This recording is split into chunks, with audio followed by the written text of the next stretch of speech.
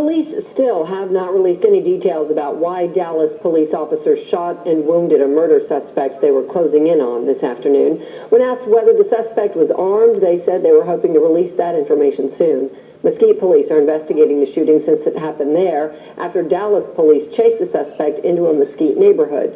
Fox 4's Lynn Wynn joining us now from Mesquite with details on the investigation. Lynn. Heather, police say 58-year-old Jerry Ford is accused of killing his girlfriend, 40-year-old Nicole McChristen, at a Dallas apartment complex this morning. Ford then led police on a chase into Mesquite, where at least one officer fired their weapon, hitting Ford several times. A murder investigation that started in Dallas ends with the suspect in that investigation shot several times by Dallas officers.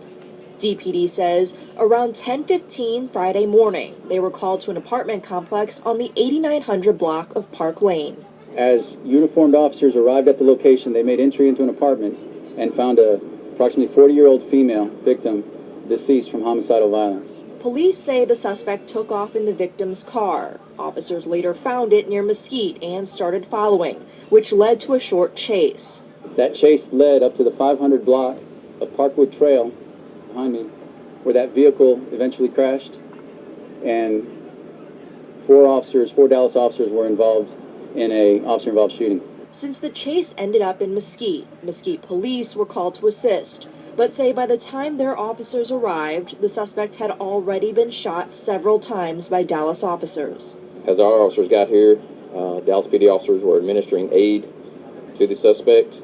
Police have not said what led up to the shooting or if the suspect had a weapon or exchanged gunfire with officers.